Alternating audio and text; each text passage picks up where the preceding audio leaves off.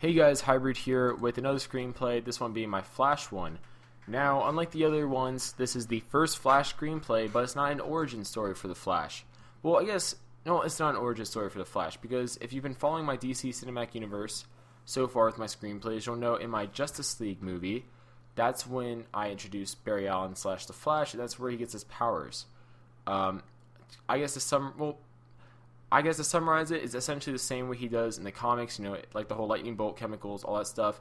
A little bit of a tweak with it, though, involving boom tube energy, because in my DC Cinematic Universe, boom tubes are actually just controlled manipulations of space and time, which they are, but in the process, that means that they're controlled manipulations of the Speed Force, because the Speed Force is connected to space and time, more specifically time. So, in that essence, Barry Allen is basically, he has very limited manipulation of the Speed Force, or not Speed Force, he has a Speed Force, but he's very limited manipulation of space/time, I guess, if you want to put it in that way, but it basically translates to the same powers he has in the comic book, so don't be confused in that way, don't be upset, it's the same thing, essentially, but it gives it a little bit of a twist, so it fits into my DC Cinematic Universe really well, but yep, the reason why this isn't an origin story and I didn't give the Flash his own screenplay beforehand is because, unlike other heroes in the comics, at least the ones I read, when the Flash got his powers, it was literally like he was already Barry Allen, forensics specialist and all that stuff, but he got his powers, and literally right then after he got his powers, he decided to become the Flash. There was no urging moment. And by urging moment, I mean like Bruce Wayne had his parents being killed and all, he had the years of training, and then he came back, and he wasn't Batman yet. He had that experience, like now shown in Zero Year for the New 52, that turned him into Batman. And that's a story by itself that makes a very interesting film because it's lengthy enough, it's fleshed out enough that you can make that into a movie. But the Flash's origin, stretched out, fits into a 30-minute episode of a TV show, if that. That's how direct his origin is of all the heroes. Like Green Lantern, you have Hal Jordan, you get the ring, he goes off to training and becomes a Green Lantern that way. Like that has a story by itself too. Superman, sometimes it's Brainiac's invasion or another alien invasion, coming, which forces him to take upon the role of Superman, even though initially he might not have had that. So like all the other heroes have stories into them becoming the hero, but with the Flash, it was just really direct. Like he got his powers and became the hero. From there. So I didn't feel like I could do justice to him by making an origin story, because I felt like I'd have to stretch it out so much and I had to fit in so much that it wouldn't feel organic in a sense. It'd feel very mechanical and boring. So this one, and I feel like the creativity of it would be very lackluster too. It wouldn't be shown out, and it wouldn't be what my screenplays are known for, which are really great stories among creativity and all that stuff. So moving along, I think I've talked enough. Yeah, it's talked like 3 minutes. Sorry about that. Now let's begin with the screenplay. As always, I forgot to say this last time, just close your eyes, minimize the tab, do whatever you have to do. All I really care about is you guys listening to the audio. The video itself, the image you see on the screen, obviously it's not, I didn't put a lot of time, so to speak, in it. And you'll understand why I have those images there. It represents different parts of the world and the Flash speeding across different parts of the world. So this is called the Scarlet Speedster. That's a nickname for the Flash. And let's begin. So this takes place approximately 2 months after Justice League. So it's kind of, I'd say, around the time Superman Metropolis does. While Superman Metropolis is more of like a direct sequel to Justice League, and then you have the Batman one I did, Gotham Knight, which takes place, I think I said a year or so later.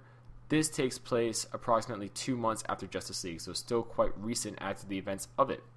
Now we start out with Barry Allen speeding across Central City in a t-shirt and running shorts, appearing to normal people as only a blinding object followed by a gust of wind, because obviously he's moving extremely fast, and following his speed is the effect of that, which is wind. So, we could have a scene where he's running, past like a market or something, like a farmer's market, and then we just have like all, like, let's say the stand paper is just coming flying up in the air, after he runs by. And if you hear my cat meowing, sorry about that. I don't know why he just decides randomly to start meowing at me. And it sounds really depressing, and I wish he'd stop. But back to the screenplay. Soon, though, he stops at Star Labs. He speeds into Star Labs, where he stops running and immediately hands a doctor an armband that he was wearing. So basically what he was doing was collecting data, and the doctor, who's Dr. Darwin Elias, he appears quite frequently in the Flash comics of the New 52, if you want to know where I'm basing most of his kind of character from in this movie. And he plugs a USB from the armband into a computer which projects various, things of data onto a large monitor. Now, Dr. Elias reads off the data, which basically says Barry ran around the world for 20 intervals, which means 20 times, approximately 3 seconds each. So he basically ran around the world in 3 seconds. Now, I know in the comics, obviously Barry Allen is much faster than that. He could run around the Earth in like 1/10 of a second, or, probably faster than that. But for the sake of this, he just got his powers, really. Like I said, it's only 2 months later. He's not as fast as he is in the modern comics, because in the modern comics, he's been the Flash for a much longer period of time. So his powers are still really developing, just so you know. Which is a new record without his containment suit. Now, if you don't remember, in the Justice League screenplay, I put after Barry got his powers, like the exposure to the chemicals and the, lightning bolt slash the the boom tube slash speed force energy, he was emitting a bit of that energy, because his body at the time didn't fully process it, and it's starting to finally just really get it down now.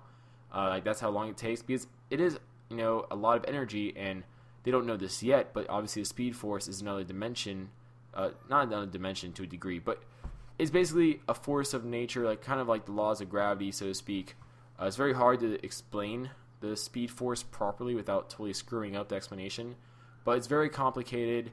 So basically, it takes a while for his body, his physiology, etc., to really adapt to it. So it was kind of emitting a bit, kind of leaking in a sense, a bit of the energy out, which is why they gave him a containment suit, which is his Flash suit. Which, to give you a idea of where I got that from, it was the New 52 Teen Titans comic, because Bart Allen, as Kid Flash, has to wear a containment suit. So it allows Barry to focus his abilities more, such as, his speed and etc. Basically, to put it simply, with the containment suit, he's able to utilize the speed force energy much more, efficiently than without it. At least for now, essentially, until his body fully gets adjusted to it. So, like I said, Barry's body is starting to not give off energy like it did initially after strenuous activity, such as running. And Amanda Waller then walks in, as Barry's identity as the Flash and also his abilities are technically top secret under Argus. Thus, all research slash data regarding him must be personally observed, because as a member of the Justice League, which is public knowledge at this point, his identity slash abilities are very secret, because obviously if people knew the Justice League members, all their abilities, they could easily make weapons to neutralize them slash defeat them. So it's obviously very top secret, and Argus is the one in charge of that, as Argus is the ones kind of sponsoring the Justice League in a sense. They're not, holding their hand or anything, but listen to my Justice League screenplay if you really want a full explanation on that, because I don't want to stay on it too long. I want to move on with the screenplay, because it's quite a lot. Thus, I already said that. Waller then tells Barry that, these results are very, positive, and she's gotten permission with these to basically allow him to pursue public activities again. Now, Barry's been at Star Labs for testing for these past 2 months, because obviously they didn't really know what his abilities were, and now that they kind of have a good idea of what they are, and he's not emitting energy anymore per se, he's able to go out into the real world again. So they even get him a job already, which will easily blend in with his heroics, as they say. And he asks what it is, and Amanda Waller replies he's now a forensic specialist for the Central City Police Department, because beforehand he was still in forensics, that field, but he worked for Star Labs. So now he works for the police department, and that's how I'm doing this. And this means that Barry will only have a monthly checkup at Star Labs instead of, basically the daily checkups he used to have. So he says his goodbyes to the staff, including a guy who made all of his equipment to get, data readings on him. And the person that made that is an engineer named Leonard Snart. If you know the comics, you know who that is. Who obviously, to a degree envies Barry's abilities, but also, they're friends.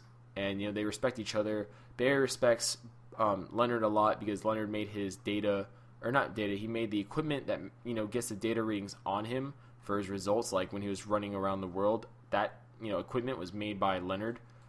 So he respects him in that sense that he did that. And Leonard respects Barry in a sense where, this guy, he's doing basically the best he can with his abilities. Because obviously Barry didn't ask to have he didn't ask to be the Flash and have these abilities, but, it's thrusted upon him. And, in Leonard's eyes, he's doing a pretty good job with it so far.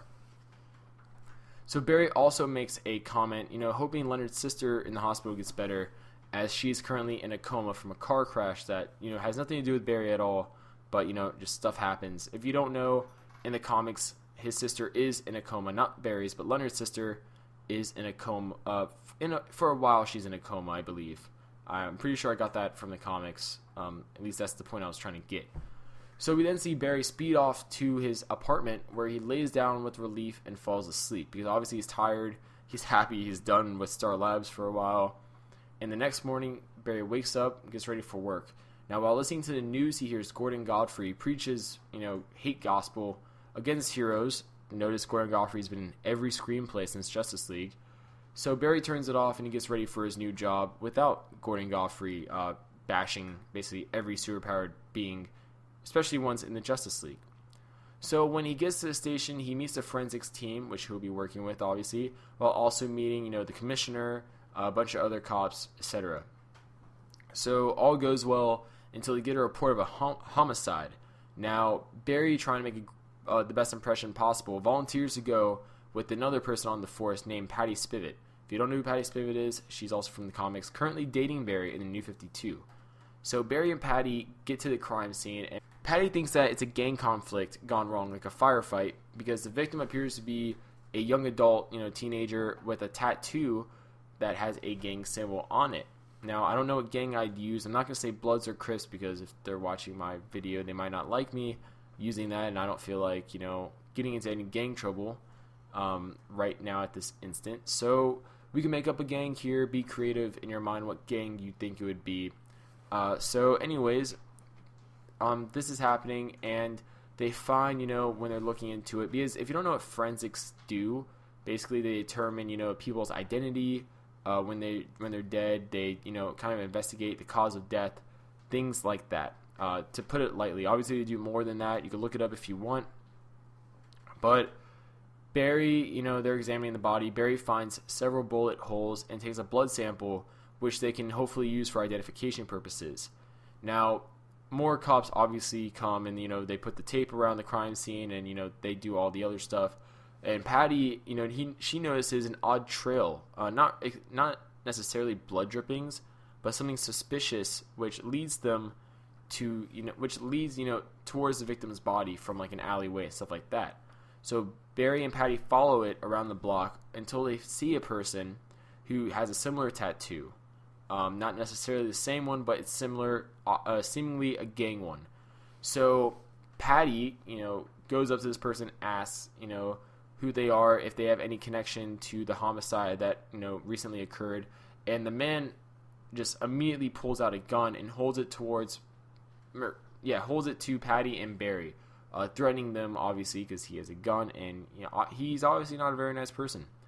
So Patty tries saying that they're not gonna try hurting him, they just want some answers from him if he has any, but obviously now they're going to take him in for questioning because he drew a gun on an officer. And, the man kind of, because he's an asshole, pulls the trigger, firing a bullet. Now, Barry, due to his super speed, perceives the bullet coming towards Patty, so he pushes her out of the way. Now, while she's falling, this is just how fast he is. While she's falling, because obviously when she's falling, she's facing downward, Barry uses his speed to take out the guy. So everyone's safe, and then he helps Patty up only like a second later, as if, he never even moved at all. saying that the Flash must have saved them because, this guy's totally, taken out at this point. And this all obviously happened really quickly, and obviously Patty felt the gust of wind from, the Flash moving, or Barry moving. So Patty arrests the man, decides to take him into the station, while Barry says he wants to look at the body some more, maybe find more, evidence, so to speak. So back at the body, it's obviously much more taped up now. The crime scene is, secluded, so people don't just walk into it. News reporters start showing up. Now, out of the many news reporters, one reporter in particular, Iris West, gets Barry's attention.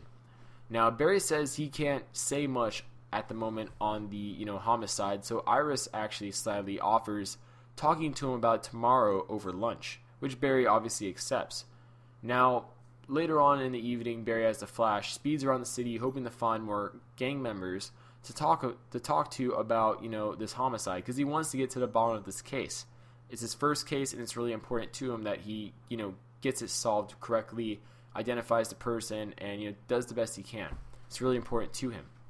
So he remarks about how many people are still getting used to him being the Flash, having a superpowered being in the city when he hears a gunshot. Now, in a flash, see what I did there, he goes to the site where he hears the gunshots, where he sees two different gangs engaging in a firefight.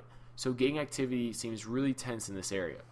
Now, the Flash, using his super speed, obviously maneuvers around every bullet. And this would be a really cool scene, just seeing it, kind of reminiscent to when the gun shot, and Superman Returns, when the person shot a bullet at Superman, and it was kind of in slow motion, and it hit his eye, and then he blinked. Think of it like that, obviously a bit slower, because it's the Flash, and he's much faster. And, he's just basically dodging, he's just going on every bullet, as if it's nothing really. And he disarms every gang member, and, kind of rounds them up, all together in a group. And he shows them a picture of the dead member of the gang and asks them, do they know this person? And, what do they know? Things like that. So, at this moment, a gang member that, is driving by with a gun sees the Flash and decides to try getting a lucky shot at him. Now, obviously, the Flash dodges his shot because it's just a bullet and it's much slower than him, and he perceives it as soon as he essentially hears the bullet, maybe not hears the bullet, but he sees, the car coming over there, and he sees the guy coming out with the gun, and shoots the bullet. And this guy's just an idiot, obviously. Like I said, they're still getting used to having someone at super speed in the city, so they're not fully aware of, how useless, a gun is, especially from, a certain long distance against the Flash. So the Flash dodges it, but it hits behind the Flash, which it turns out is part of the power grid in Central City. And when he shoots the bullet and the bullet hits that, it kind of cuts power to some of the city, which is bad. So the Flash, now a bit pissed off, chases down the car. It'd be a pretty cool chase scene. And he actually does a thing where he, spins his arms really fast and makes a small tornado, which turns the car over. And he takes the people out of the car and he puts them with the rest of the gang members, and eventually, takes every thug to the station in really quick speed. It'd be really funny to a degree to just see just blur after blur after blur, and we just see all these thugs, just drops them off at the police station with a note, obviously saying about them in the firefight. But we cut to the hospital, and Leonard's visiting his sister when the power goes out. Now, his sister's on life support, obviously, because she's in a coma and she can't keep herself alive for such a long time. And then for some reason, life support system begins to act up, even with the backup power, because the backup power is not fully on, because this is a very odd chance. The way the power kind of went out, it's very odd and unusual. And while the hospital does have backup power, it's not operating fully, to the best of its ability. So the life support system begins to act up a bit, and she begins to die when he can't, fix it in time. Because obviously he's a very skilled engineer making the Flash's equipment, so he tries fixing it, but he can't, really repair it without enough energy. So he immediately leaves the hospital to find something at Star Labs that, can hopefully save her, or at least, save her until the power comes back on, so life support systems can, keep her up again. So while driving, he listens to the news report to find out what happened, and, Gordon Godfrey obviously comes on. He was talking hate about the Flash, specifically blaming the Flash for the power outage and other problems in Central City. Now, Leonard, because obviously he's very concerned about his sister, and it's a very sensitive topic for him because, that's his family. And we learn that's the only family he has left. His parents are dead, things like that. His sister's all he has. So Godfrey's words kind of poisons Leonard, if you remember me saying that in an earlier screenplay. And it kind of twists his views on the Flash, thus it twists his views on Barry. And he starts to become very cold towards Barry. See what I just said there, cold. But yeah, he some hate brews under there. Now, when he gets to Star Labs, he runs into Dr. Elias, who's obviously still there, who, he asked Dr. Elias for something that could keep his sister alive long enough. And Dr. Elias tells him about a new cryofield serum that they made from manipulating some collected pieces of energy from the Flash that he gave off initially after he got his powers, which could hopefully preserve her long enough until the power comes back and life support systems function normally. Now, what this cryo field serum essentially does is basically going to manipulate her body's, at least theoretically, they think it's going to manipulate her body's sense of time. Similar to how the Flash can move at super speeds, but to everyone else it's normal time, and for the Flash it's slow. So hopefully her body will just operate very slowly until the power comes back on, and then it'll return to normal. So it'll keep her alive, essentially.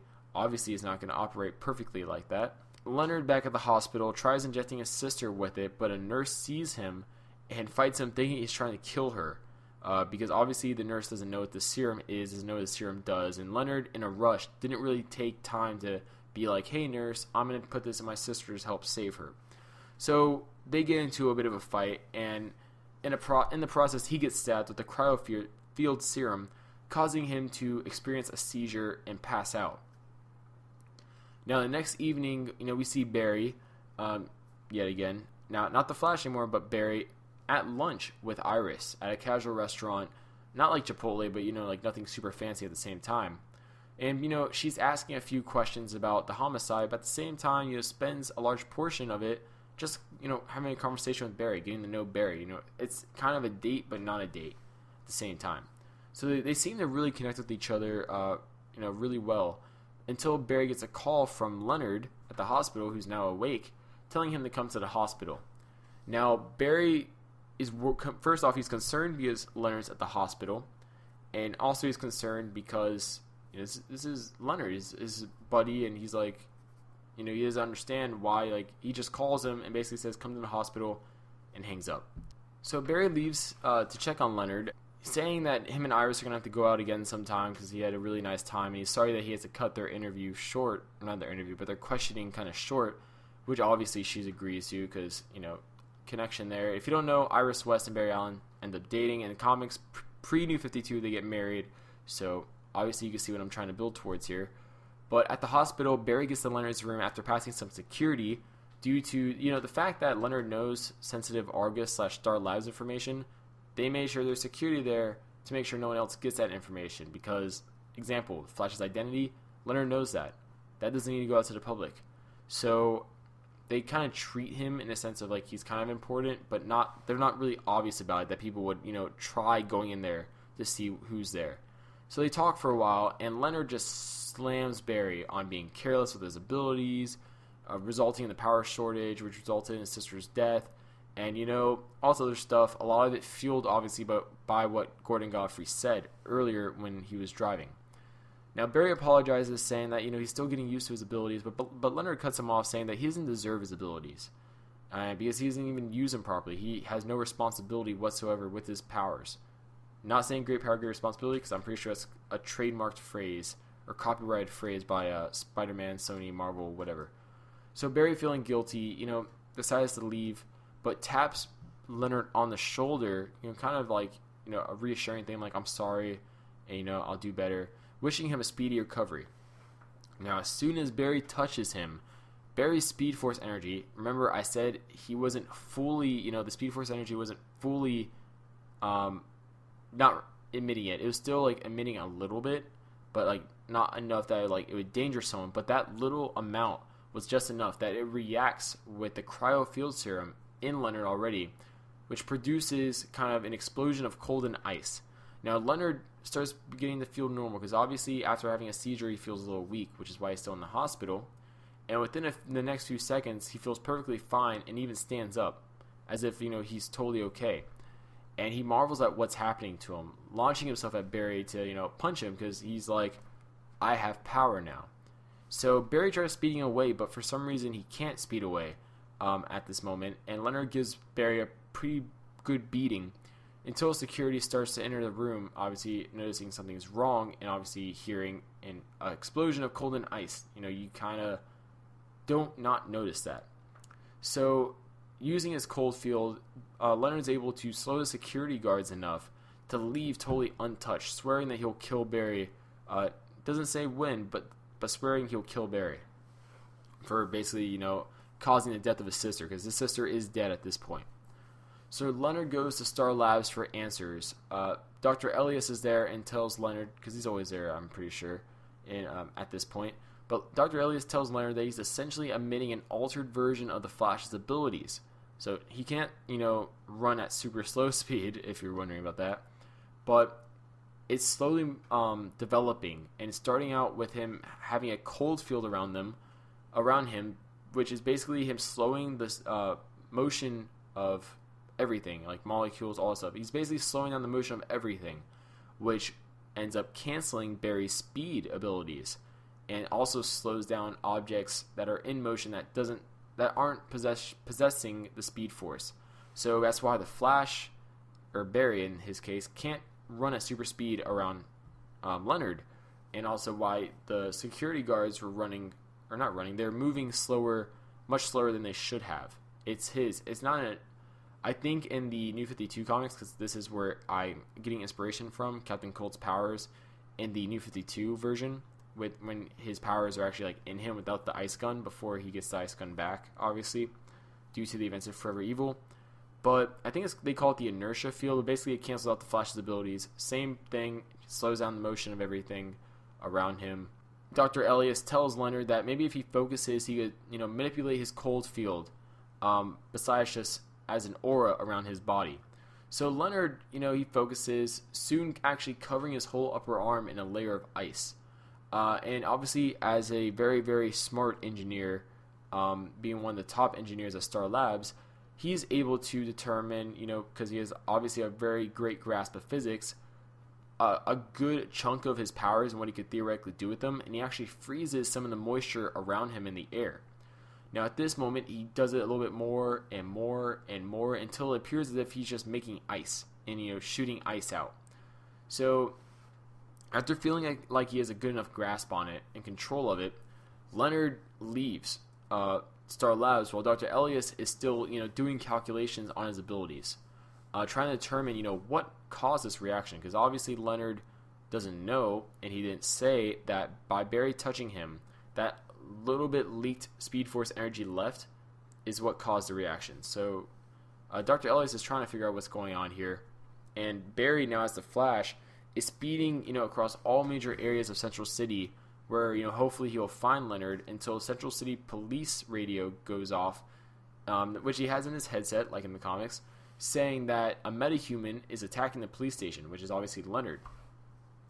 Now, the Flash speeds into the station, where he sees Leonard freezing a lot of the station in search of Barry, because he knows who Barry is, but he's not the douchebag villain that reveals the hero's secret identity. He's the one who's just going to go up there and straight up kill him, just get it done quickly, not draw it out.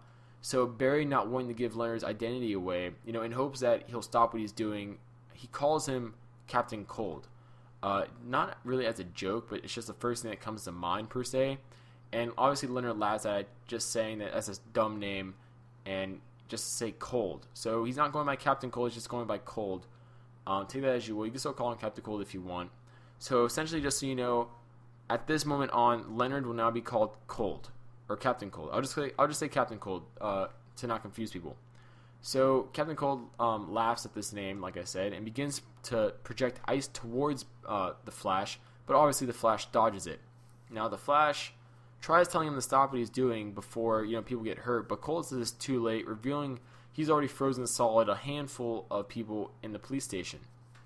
And he mocks the Flash by saying that the forensics report for it indicates that it was an extreme case of hypothermia or hypothermia, sorry, that killed the people in the station. Kind of the mock Barry being a forensic specialist, obviously.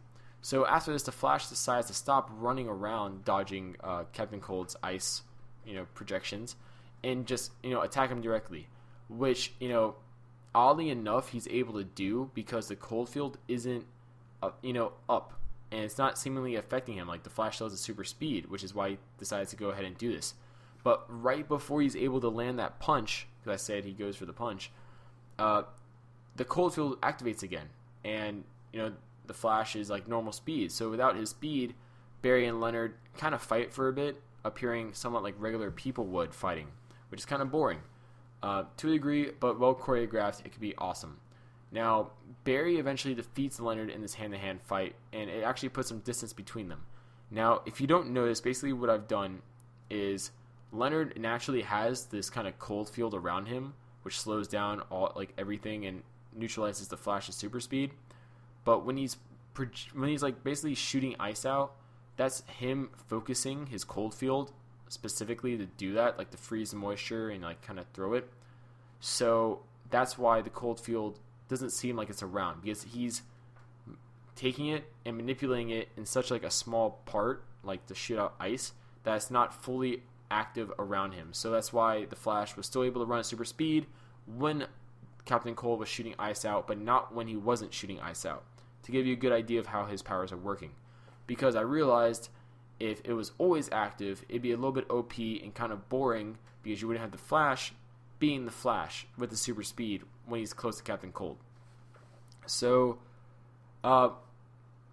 basically the Flash, he kind of spaces himself out from Captain Cold, and when he kind of realizes that, hey, when Captain Cold is shooting ice out at him, his, kind of slow down field, as, the Flash would think of it as, because he doesn't know what it really is. But anyways, he realizes that the cold field, like I said earlier, isn't fully active around Captain Cold when he's shooting the ice, because obviously he's focusing his cold field at that point to freeze the moisture, and like I said, I already explained it.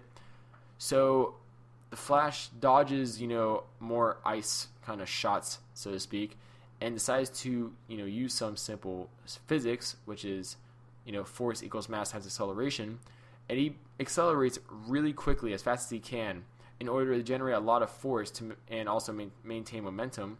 So when he gets closer to Cold, and when Captain Cold starts, his cold field starts showing back up again, he'll have just enough speed with him still to connect the punch. And he connects the punch actually still with quite a lot of speed, and sends Captain Cold flying into the next room, which renders him inactive, aka kind of knocked out. So the Flash looks at Captain Cold. He apologizes basically to Leonard, saying that he is responsible for this, and he apologizes for not being more responsible with his abilities.